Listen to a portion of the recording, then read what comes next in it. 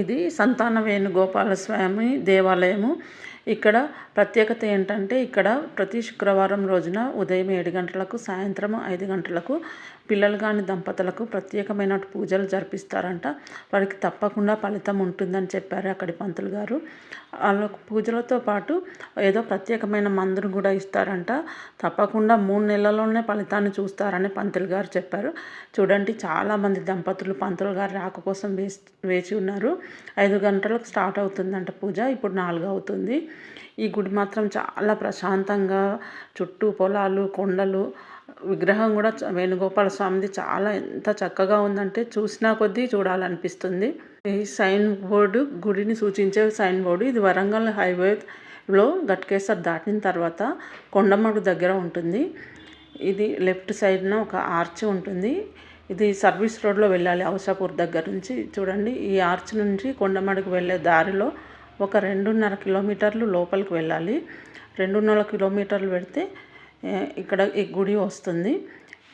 ఈ పక్కనే కొండమడు గ్రామం కూడా ఉంటుంది. ఆ కొండమడు గ్రామంలో 105 అడుగుల ఎత్తున సాయిబాబా విగ్రహం కూడా ఉంటుంది. మీరు చూసే ఉంటారు. వరంగల్ హైవే మీద కనిపిస్తుంది ఆ విగ్రహం. కనిపిస్తున్న బోర్డు మీద ఫోన్ నెంబర్లు మరియు పూజా వివరాలు ఉన్నాయి. కావలసిన వాళ్ళు చూసుకోండి. ఈ గుడి చాలా ప్రాచీనమైన గుడి. ఎంతో శిల్ప కళలతో చక్కగా హోమశాల, నాగదేవత ఆలయం ఇవన్నీ ఉన్నాయి.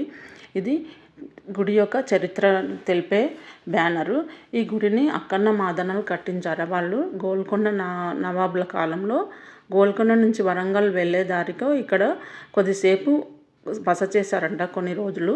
ఒక రాత్రి వారికి వేణుగోపాల స్వామి కలలో కనపడి తన పక్కనున్న పొదల్లో ఉన్నానని తన గుడి కట్టించమని చెప్పారంట. వాళ్ళు అలాగే గుడి నిర్మాణం కొనసాగించారు. వేణుగోపాల స్వామి ఆలయం పూర్తయింది. కానీ పక్కనే మహాదేవుడు, పార్వతీదేవి నిర్మాణాలు అసంపూర్తిగా మిగిలిపోయాయి. ఎందుకంటే ఆ సగం ఆలయం పూర్తయిన తర్వాత రామదాసు గారిని బందీగా చేసినంతో ఆలయాన్ని కట్టడం ఆపివేశారంట.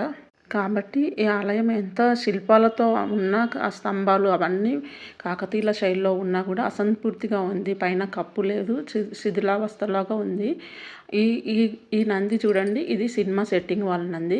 ఎందుకంటే ఇక్కడ చాలా సినిమాలు ఇంచుమించు చాలా ఏదైతే డ్యాన్స్ బేస్డ్గా ఉంటాయో అవి కె విశ్వనాథ్ గారి సినిమాలు, సప్తపది అలాంటి ఎన్నో సినిమాలు షూటింగ్స్ అన్నీ ఇక్కడే జరిగాయంట. ఇది సినిమా ఈ గుడి చాలా పాత సినిమాలలో కనిపిస్తుంది.